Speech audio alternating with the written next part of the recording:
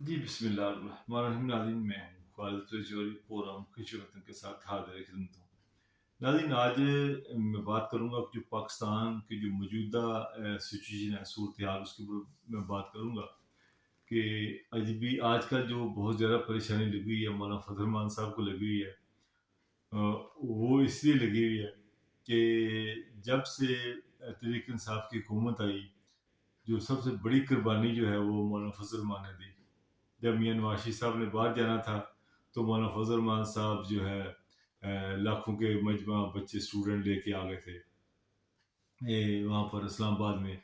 जब तक मियां नवाज साहब जहाज़ के ऊपर नहीं चढ़ गए तो ये मौलाना फजल मान साहब ने इस्लामाबाद नहीं छोड़ा था।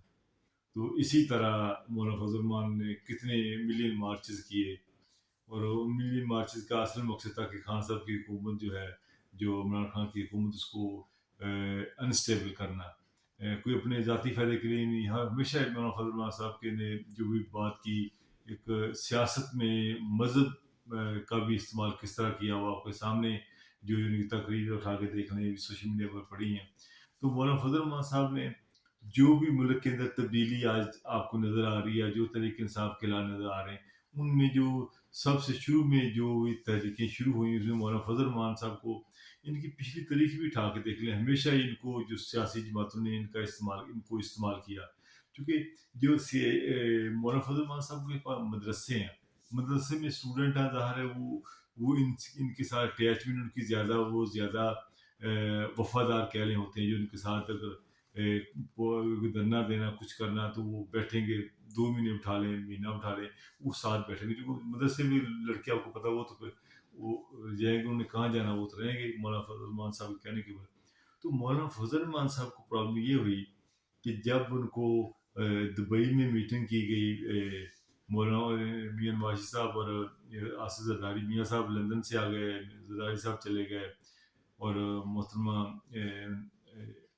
मरीम नवाज भी आ गई, बिलावल भी आ गए सब। तो यहाँ पर एक फैसला होना था कि वज़ीर आज़म किसने बनना है, वज़ीर दाखिला, वज़ीर ख़ज़ाना, वज़ीर जो ख़ारजा किसने बनना है, किसी को बतानी है। एक डील्स तय हो रही थी कि कहाँ पर क्या-क्या लेन-देन करनी है। तो चूँकि जो इन्होंने केक जो है ना, अब केक वक़्त आ गया था केक का मज़ा लेने का। अब केक काटना था, वो केक काटने के वक़्त जो उन्होंने वक़्त आया खाने-पीने का, तो उन्होंने जो उसका जिस बंदे ने सबसे ज़्यादा मेहनत की, उस बंदे को उन्होंने जो है हरी झंडी दिखा दी, उसको बुलाया नहीं। तो मौलाना फजल रहमान का जो गुस्सा जो है ना, वो जायज़ है कि डंडे खाने को हम, धरने देने को हम। देख ले लास्ट टाइम जो धरना देखा सुप्रीम कोर्ट के बाहर किया था, क्या क्या जुबान इस्तेमाल की थी मौलाना फजल रहमान साहब ने वहाँ पर सुप्रीम कोर्ट के बाहर खड़े होकर। तो हर जगह मौलाना फजल रहमान साहब का जो को इस्तेमाल किया जाता है, जब वक्त आता है तो फिर बातें हो रही थी। मौलाना फजल रहमान साहब ने इल्ज़ाम भी लगाया कि मुझे स्पेसिफिकली कुछ साहब आए थे, उन्होंने कहा था कि उन्होंने नाम लगाया जनरल फैज साहब का, उन्होंने कहा था कि आपको चेयरमैन सेनेट बना देंगे। और फिर और भी उन्होंने इल्ज़ाम लगाया कि मुझे जो सदर बनाने के लिए भी ऑफ़र हुई थी। तो ये सारी बहुत सारी चीज़ें हैं। मौलाना फजल रहमान साहब ये चीज़ें दिल में लेके कर रहे हैं कि मेरे साथ ये जो हो रहा है, ये ठीक नहीं हो रहा है, मुझे भी सदर बनाना चाहिए था। बदकिस्मती ये है हमारे मुल्क की कि यहाँ पर सिस्टम जो है ना, सिस्टम, हम हमेशा ये बात करते हैं, जब भी जिसकी भी हुकूमत होती है ना, आप चेक कर लें, लेकिन इंसाफ की होगी या मुस्लिम नवाज की होगी, हुकूमत से आने से पहले ये कहेंगे जी हमें जो है इलेक्शन तरामी में जो है ज़रूरत है, नज़रसानी की ज़रूरत है, इसकी वजह जो नज़रसानी होनी चाहिए, और ये जो है तरमीम होनी चाहिए। और जब इनकी हुकूमत आ जाएंगे फिर कुछ नहीं करेंगे, कोई तरमीम नहीं, कुछ नहीं करेंगे, ना इम्प्लीमेंट करेंगे। यही बात कह के ये कहेंगे जी देखें जी इसके लिए पुलिस के ऊपर पुलिस रिफॉर्म की ज़रूरत है। यही पीपल्स पार्टी ने कहा, यही तरीक इंसाफ ने कहा, मगर पुलिस रिफॉर्म नहीं की गई। फिर कई अदालती मामलात के ऊपर रिफॉर्म की ज़रूरत है, किसी ने आज तक नहीं की। यानी कि हर मामले में जो भी हुकूमत में आने से पहले कहते हैं जी इनकी रिफॉर्म की ज़रूरत है, कुछ नहीं करेंगे। जब हुकूमत में आ जाएंगे फिर खामोश बैठेंगे और उसको फिर मिसयूज़ करेंगे, हमेशा ही। तारीख टाक देख लें, आप देख लें कि अभी अपने फ़ायदे के लिए इन्होंने नैब के कवानीन सारे जो है वो चेंज कर लिए और अपने आप को बरी हो गए। अब सारे जितने केसेस थे फ्री हो गए।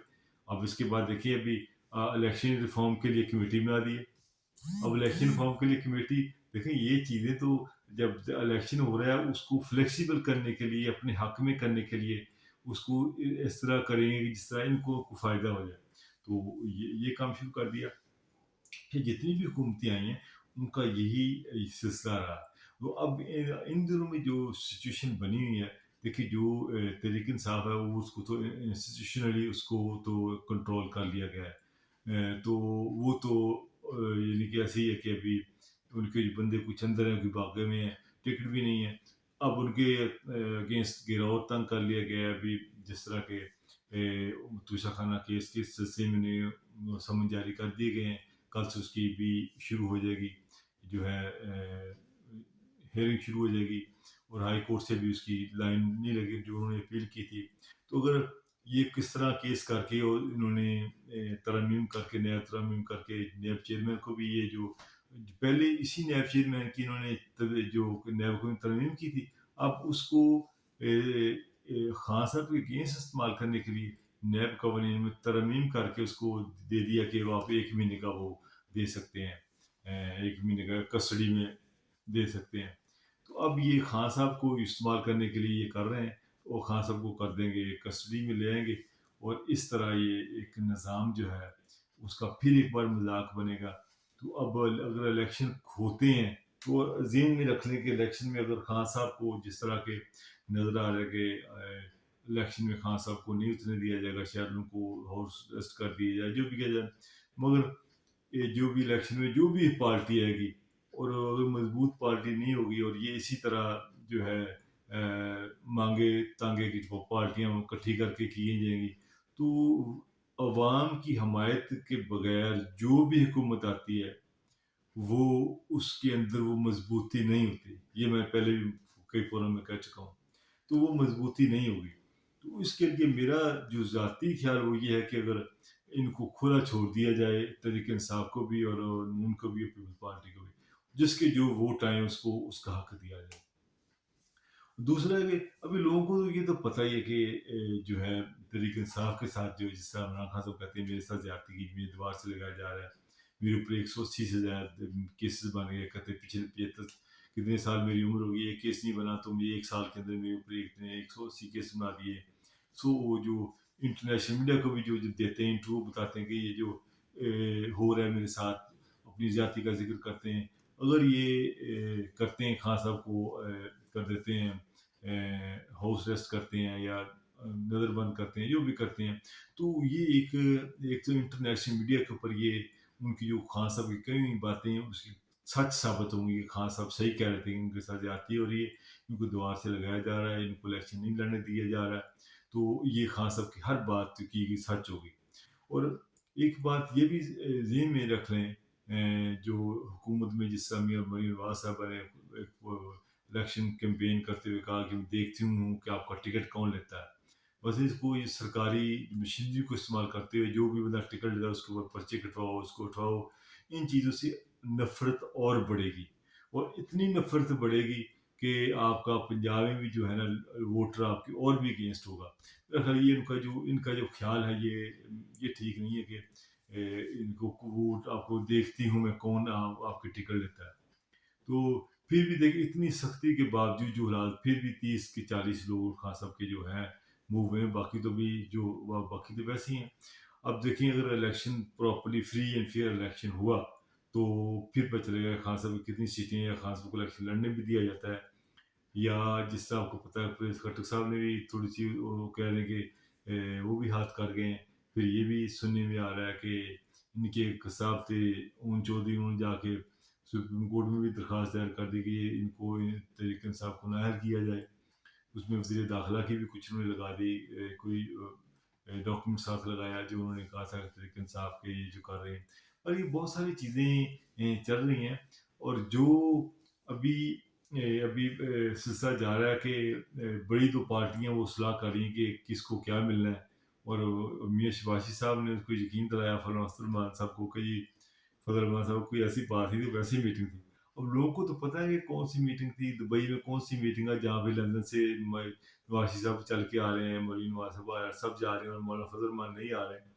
वो कहते हैं कि जी है, वो कहते हैं जी राड़ खाओ तो खंड खाओ, तो वो कहते हैं भी साडा भी हिस्सा दो जी, ਅਸੀਂ ਵੀ ਇੰਨੀ ਮਿਹਨत की थी। वो उनकी बात, मौलाना फजल मान साहब की बात तो ठीक है।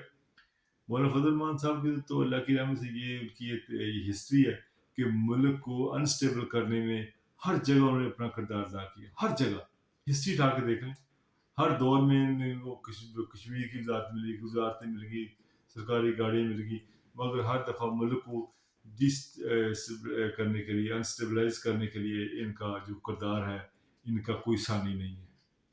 तहरीक इंसाफ के दौर में भी इनका कोई देख लीजिए जो इसका किरदार था। जब हुकूमत तहरीक इंसाफ की आई कि ये कह रहे हैं कि सारे इस्तीफा दो, इन्होंने पहले दिन ही शुरू कर दिया था। फिर उसके बाद पीपल पार्टी ने ना मानी।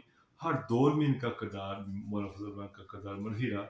एनीवे, सियासत में सब चीज़ें चलती हैं। और मेरी फोरम के आखिर में ये रिक्वेस्ट है जो है आर्मी चीफ से भी, और चीफ ऑफ पाकिस्तान से भी, प्राइम मिनिस्टर जो है वज़ीर आज़म जो शहबाज शरीफ से भी, कि बेहतर है कि इलेक्शन जो है फ्री एंड फेयर इलेक्शन करवाए जाएँ और तहरीक इंसाफ को भी पूरा मौका दिया जाए, ताकि कल को इंटरनेशनल मीडिया के ऊपर और वो कौम ये सवाल न उठाए कि खान साहब को इलेक्शन लड़ने का मौका न दिया गया। उनकी सारे केसेस बनाए गए, जिससे वो पहले इल्ज़ाम लगा रहे हैं कि ये सारा जो प्री प्लान था जो मेरे अगेंस्ट किया गया, पार्टी को क्रश करने के लिए किया गया, पहले प्लान कर। तो इन चीज़ों से बचने के लिए मेरा ख्याल को एक दरमियानी को मुनासिब रास्ता तलाश करना चाहिए। जी नाज़रीन, आप दोस्तों को बहुत शुक्रिया, फ़ोरम देखने का बहुत शुक्रिया। इंशाल्लाह जल्द मुलाकात होगी। अपनी दुआ में याद रखिएगा। अल्लाह ने